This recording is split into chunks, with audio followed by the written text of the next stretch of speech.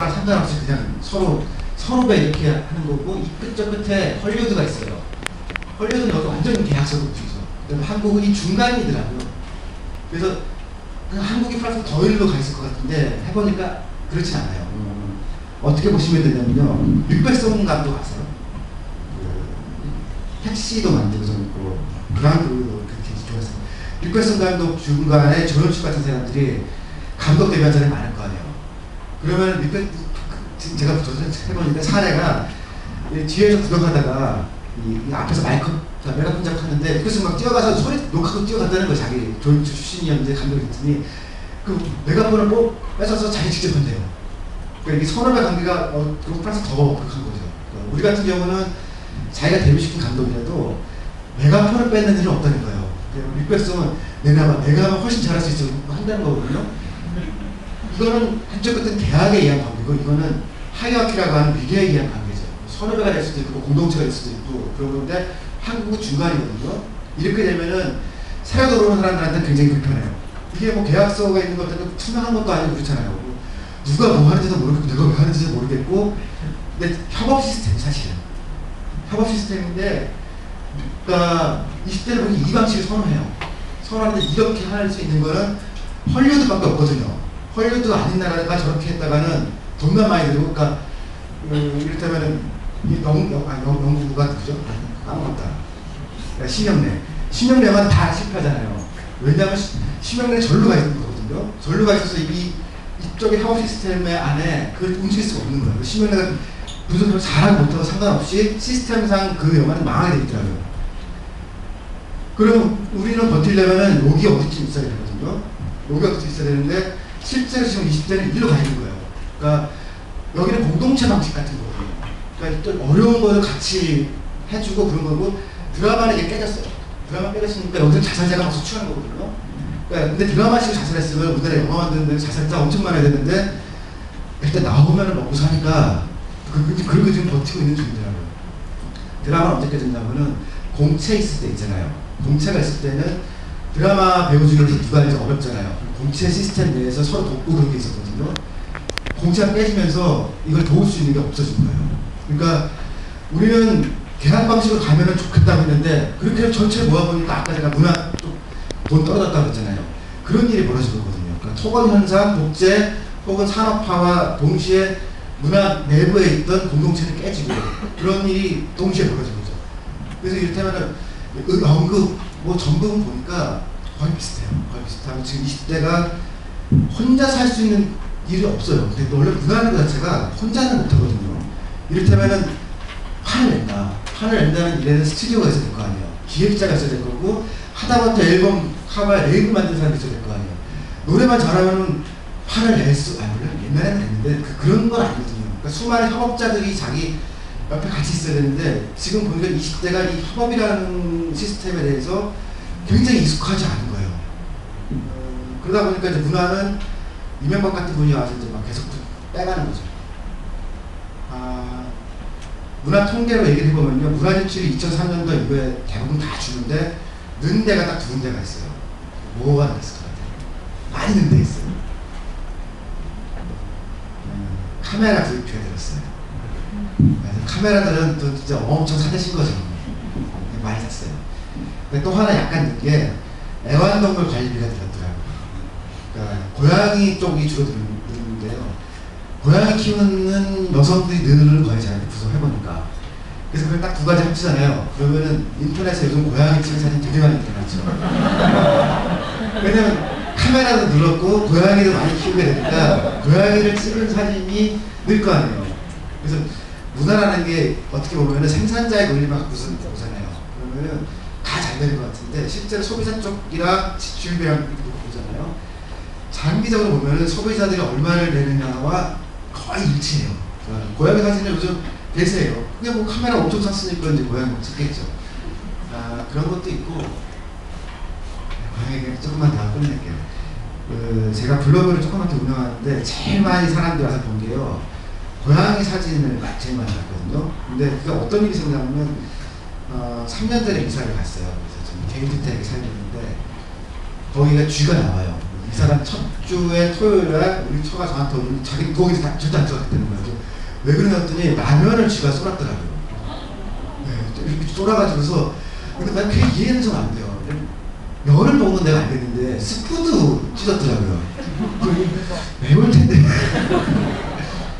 아 근데 이제 뭐 당장 개인주택인데 쥐가 나오니까 어쩔 수가 없으니까 그날 고양이를 이제 입양을 갔거든요. 그래서 동물병원에서 이제 버려진 고양이 유기견을 이제 데리고 왔어요. 데리고 와서 그대 쓴 거야. 내가 오늘 고양이 데리고 왔는데 얘네가 할 일은 쥐를 잡는 일이다. 쥐를 잘 잡아라 그랬거든요. 그랬더니 사람들이 뭔가 사람들이 엄청 좋아하더라고요. 마치 쥐의 본업은 고양이의 본업은 쥐를 잡는 거지만 그래서 올해 쥐 사진하고 고양이 사진 엄청 유행해요. 이게 시대가 바뀔 것 같아요.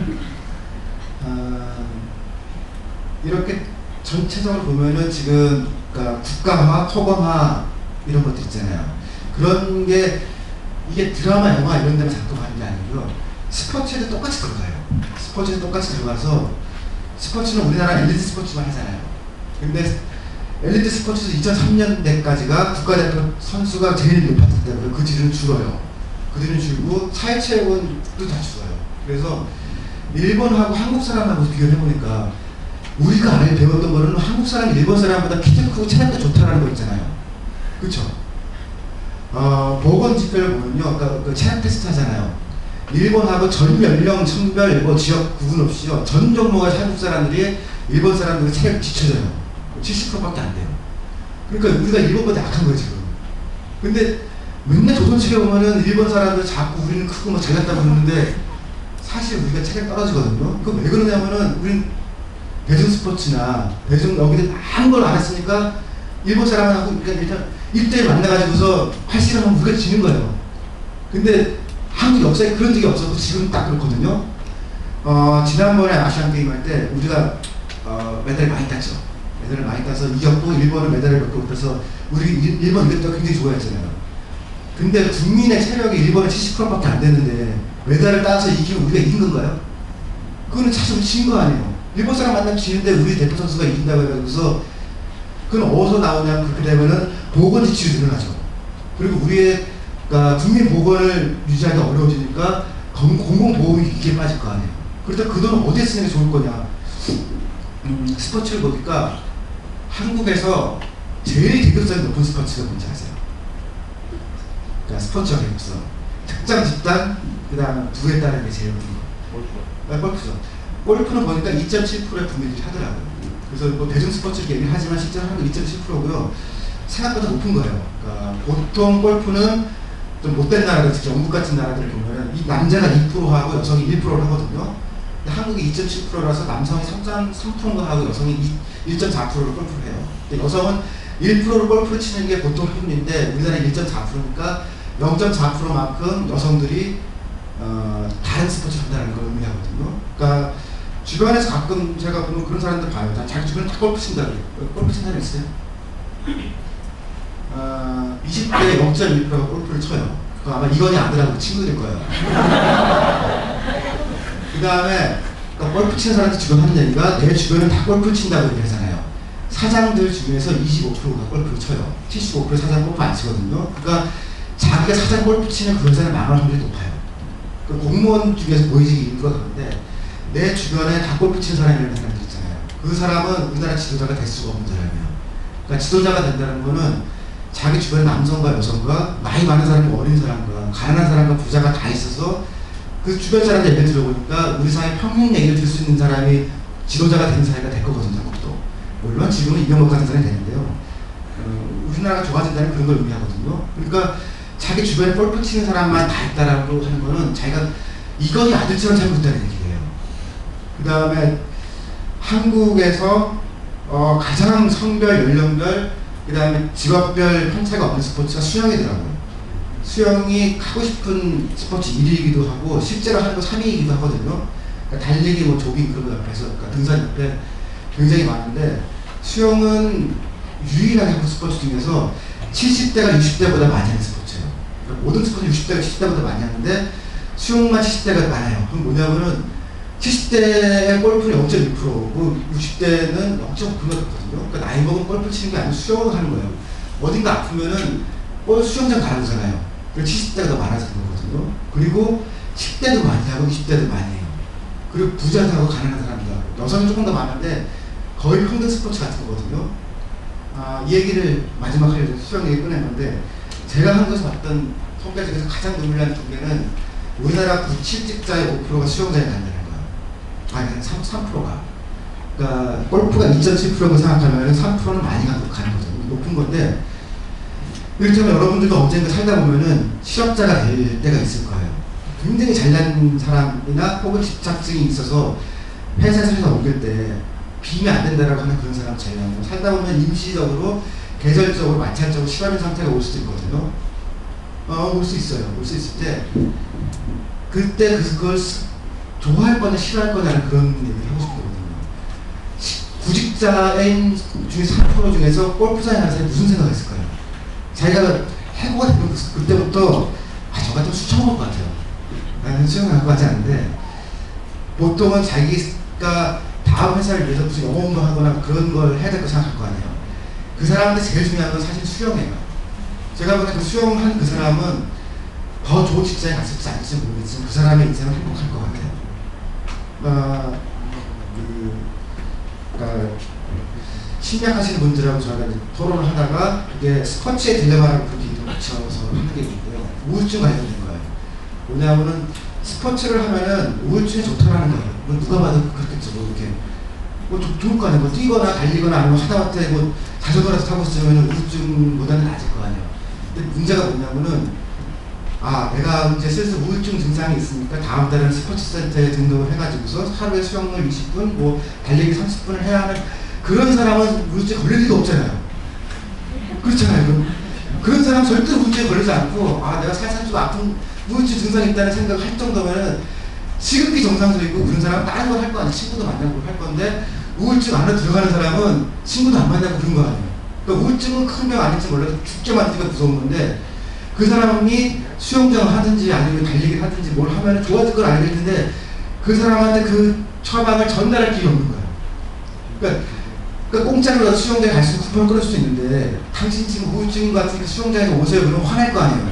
그러니까 우울증 아니라고 그 집에 와서 나 우울한가 봐 자꾸 모르니까 그럴 거 아니에요. 그래서 여러분들이 나중에 살다가 어려울 때가 되면은 진짜 필요한 그 물건은 그때 사회적으로 전달할 방법이 없어요. 그러니까 행정학이나 경제학이나 똑같은 고민이 이 사람들한테 돈 말고 더 싸고 좋게 해줄 수 있는 게 있는데, 딜리버리 문제라고 하거든요. 배달할 길이 없는 거예요. 그러니까 실업인 그 상태에 제일 먼저 수영장에 갔던 그 사람은 사실 우울증이 걸릴 것 같지 않잖아요. 내가 이제 그 규칙적인 생활을 안 하니까 이제 회사를 그만두는 대신에 잘린 대신에 규칙적으로 살면서 해야 그렇게 생각했을 거 아니에요. 그 사람은 행복할 거예요. 그래서 개인적 해법은 저는 잘 얘기 안 하는 편인데, 요즘 우울증이 사람들은 이제 그런 생각이 좀 듭니다. 혹시나 혼자 있거나 그렇다고 생각할 때 수영이라도 하세요. 그게 길게 보면은 절대 행복을 잃지 않는 그런 방법이에요. 돈이 행복하게 해주지 않는 것 같아요. 그리고 친한 친구 행복하게 해줄 것 같으면 친한 친구도 사실 어떤 때는 꼴보기 싫죠. 근데 자기 뜻과 정신만 갖고 행복해요. 사실은 여러 사람들한테 돌보고 그런 거거든요. 30대, 40대 여성 중에 독신 여성들에 대해서 조사를 해보니까 고양이나 강아지를 키우는 사람이 병원에 들어가요. 기대 수명은 제가 아직 조사할 수가 없죠. 그래서 더 살아가야 되는데 성인이 이렇게 되는 것 같아요. 남자는 여자 상관없이 케어라거나 돌봄이라는 게 본능일 것 같아요. 근데 아마 그럴 거겠죠. 왜냐면 사람이라는 건 디자인한테 유전적으로 20, 30대가 돼서 성인이 되면은 애기를 돌보게 해놨을 거 아니에요. 본능적으로 애기를 돌보기 싫다 그러면 인간이라 종종 멸망할 테니까 해놨는데, 그 돌보는 것이 잘 충족되지 않으면 아플 거라고요. 그렇게. 그래서 혼자 사는 거 제가 뭐라고 하는 건 아닌데, 자기가 혼자라고 생각하면은 고양이라도 돌보고 개라도 돌보고 있으면은 훨씬 나아질 거 아니에요. 최근에 한국 시민단체도 제일 잘 나가는 단체가 카라인데요. 도저히 제가 진짜 한국이 이 정도로 왔는가라고 하면서 놀라겠는데, 고양이가 이뻐서 키우는 거 이해할 수 있죠. 재롱이 이쁘거나 뭐 어쨌든. 그리고 돌보는 것도 이해할 수 있는데, 중풍 고양이를 분양을 하거든요. 근데 잘 돌봐요, 사람들이. 중풍 고양이 사람도